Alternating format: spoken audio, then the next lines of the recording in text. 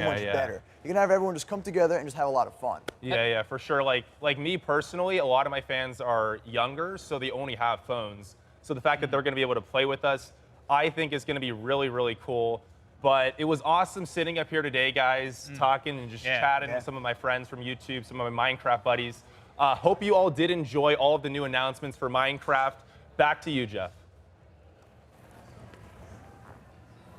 All right, thank you very much, guys. Very cool to get the latest on all things Minecraft.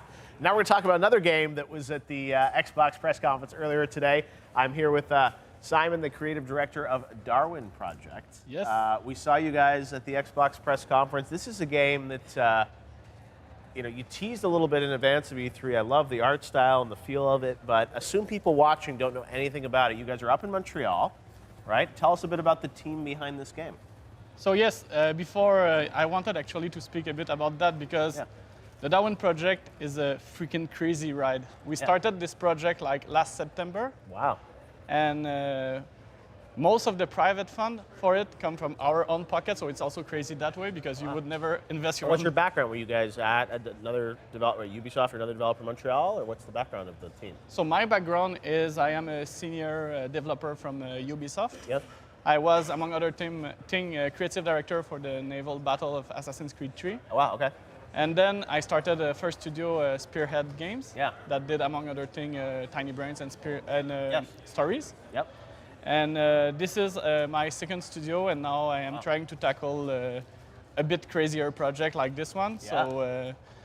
So yeah, we've started this one in September, and what's amazing is that we are now part of Microsoft press conference, and we're here at E3. Big for time, me, like, and well-deserved. I don't know how to express that, but it's amazing, seriously, to be here right now and to be part of this huge event. So what's the Darwin project is? Okay, so I will tell you a bit quickly about the story. So it happens in a dystopian future where overpopulation is such that now every single crime is condemned to death.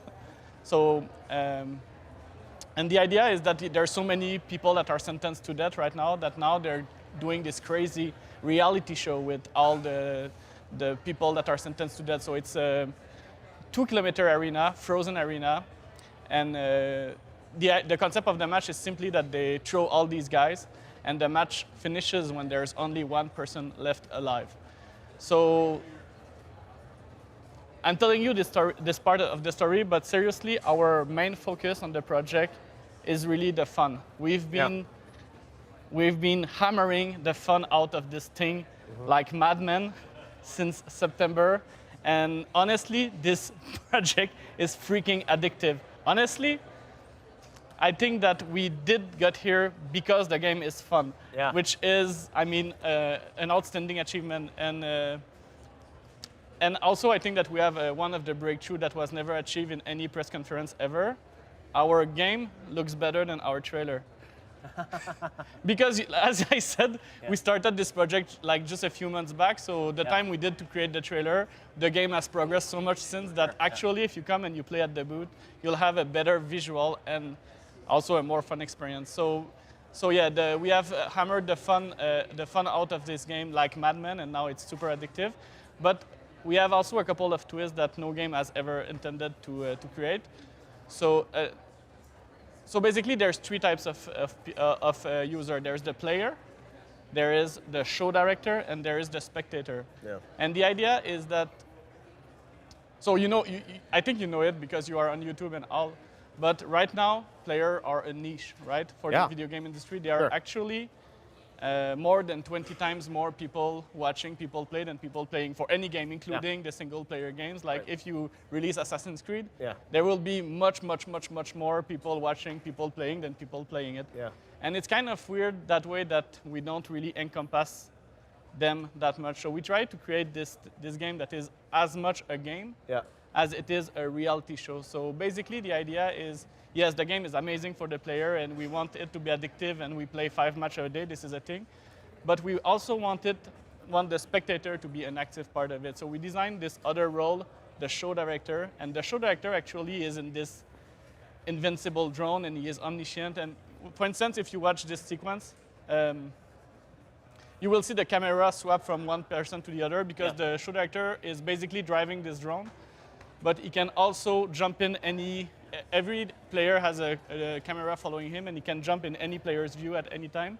Yep. But he can also control the arena. He can nuke area, he can close zones, he can make a player invincible for a while, he can speak to people, he can break the balance of the game, yes, but he has all the tools to make the experience super exciting for the spectators. Yeah. And the crazy thing is people will think, yes, this will break the game, this will imbalance the game. Actually, it does not. Or it does it in a very fun way because so far, in the few months we've been testing that, 100% of the show director, what they do is always help the underdogs. Like, it's not in the human nature to say, okay, you're winning, perfect, I will kind of help you to win even more. So we have this role that is the show director, and it's a thrill to play. And then we have the spectator, but I think that I'm not allowed to tell you anything about the spectator yet. All right. Well, you told us a lot about it. It's very cool. So what is the sort of timeline when people will get to jump in and sort of play and help you guys shape this world? Actually, you can every Thursday already. Oh, really? Not all of you. Yeah. But some of you already do. Yeah. And if you want to join, it's really easy. You can go on our website. It's scavengers.ca. Yeah. And you give us your email address, and we play every Thursday. And we really, really look forward for the community feedback because we really want this game to be fun. And for me, fun is like love. Yes. Tell me more about it. You Yes. don't know that it's there until you find it, but once you found it, Yes. you really know it's there. And this is how we work. We try a lot of different mechanics. We try a lot of different concepts. We listen to people, and once we found something, Yes. we know we did, and this is how we work. So this is really, so it's a battle royale game. It's in the same, it's the same set of rules, say, as Battleground or H1Z1, Yep. but with a fully fun-oriented approach. And it's very different to be searching for fun than to be searching for realism. Because, for instance, if you create a military shooter, you will try to reproduce with a very high level of accuracy how a gun behaves, the recoil, the speed of the bullet, the sound it makes, the way that Whereas what we do is when you look for fun, you do something different. You are playing the game and you're like, is it fun? Is it not fun? Okay, why is it not fun?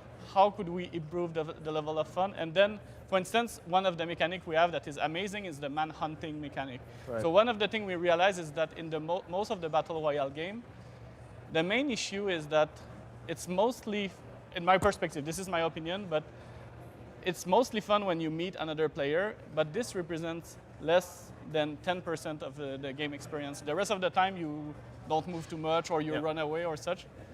So the way we address this issue is by creating a new type of mechanic that we call the manhunt gameplay. So in our game, it's all about searching for each other, and you have, so for instance, I don't know if you see, there is the, fuck, I have to say it so for it to disappear, but you see the footstep. Yep. So everything is designed so that you have tool to trap, gather information, follow, track, and create ambush for the other.